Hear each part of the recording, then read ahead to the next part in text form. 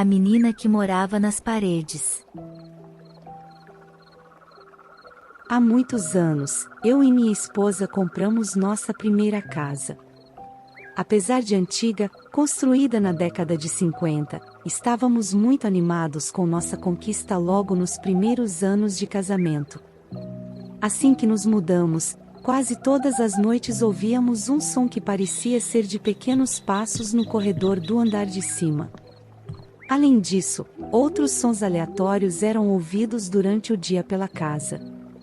Minha esposa mencionou esse assunto a uma das vizinhas e elas disseram que provavelmente deveriam ser ratos, pois, apesar da casa ter sido reformada, era muito antiga e deveria haver ninhos no sótão e nas paredes. A resposta me pareceu convincente e contratamos uma empresa de controle de pragas. Mesmo após a desratização, continuamos a ouvir os barulhos. Porém, logo nos acostumamos com o som e, como não vimos nenhum roedor, paramos de nos preocupar com isso. Um ano após o nascimento da nossa primeira filha, ocorreu uma situação inusitada. Ela brincava de equilibrar todos os seus brinquedos um em cima do outro e, após ela ter feito uma pilha relativamente alta, empurrava-os e a pilha girava como se fosse um carrossel.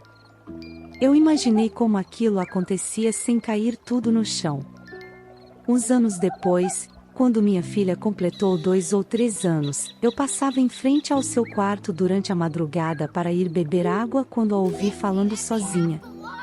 Abri a porta e perguntei com quem ela estava falando. Ela me respondeu que era com a Mia. Perguntei quem era ela e ela disse: a menina que vive nas paredes. Geralmente ela é boa, mas às vezes me assusta. Ela ainda descreveu como uma menina loira que usava um vestido vermelho e que, em algumas vezes, a acordava durante a noite. Ela disse tudo naturalmente, sem demonstrar medo do que dizia, apenas ressaltou que às vezes se assustava quando era acordada.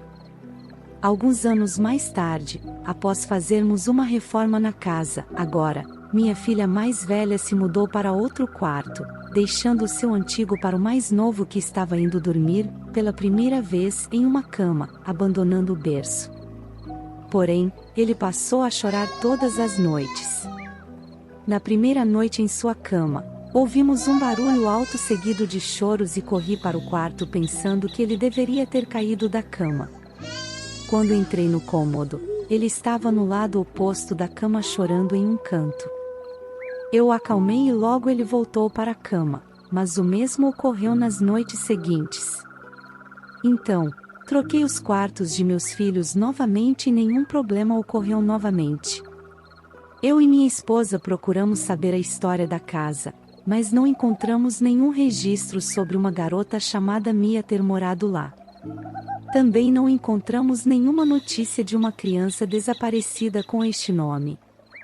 Então, um de meus vizinhos ainda disse que após nos mudarmos, ele pensou ter visto nossa filha olhando pela janela e acenou para ela, então ele se lembrou que nós não morávamos mais lá. Porém, nunca mais ouvimos falar sobre a tal garota que vivia nas paredes.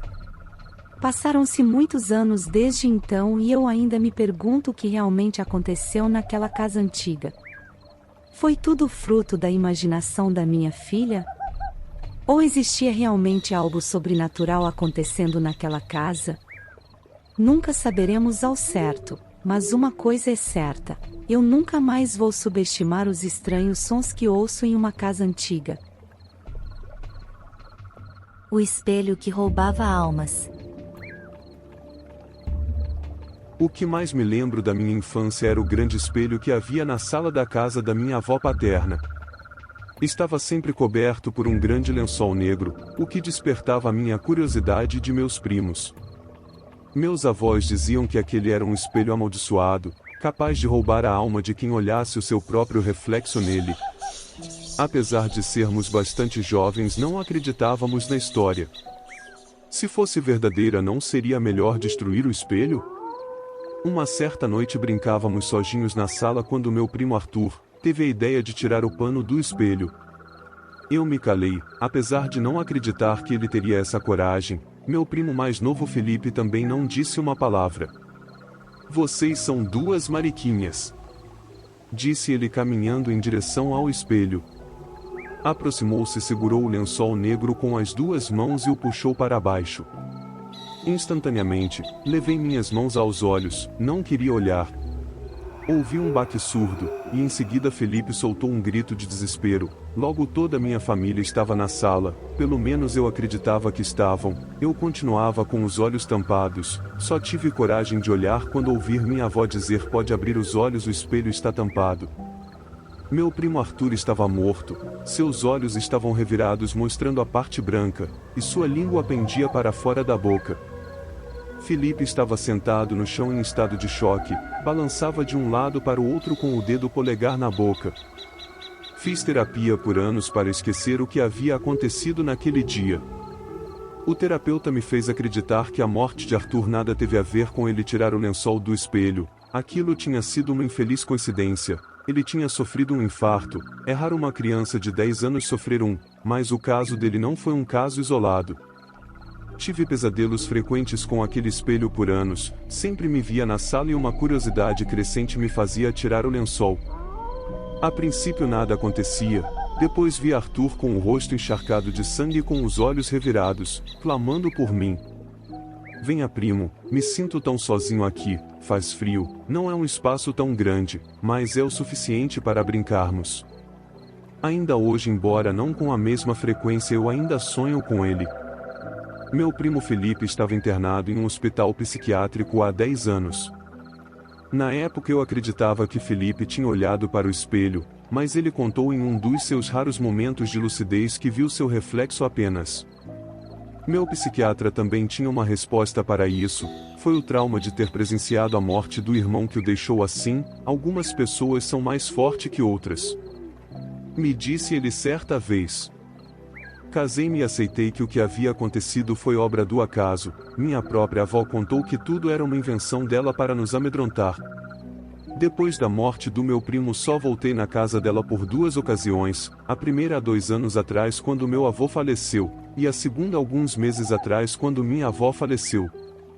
Embora minha avó fosse uma pessoa cheia de vida depois da morte de meu avô, ela já não era mais a mesma, raramente nos ligava, ou visitava. Foi encontrada morta em frente ao espelho com um lençol negro na mão. Suas feições, conforme me contaram, eram as mesmas do meu primo. Pelo menos uma vez por ano ainda tenho aquele sonho. Agora não são apenas um, são 2 clamando por mim.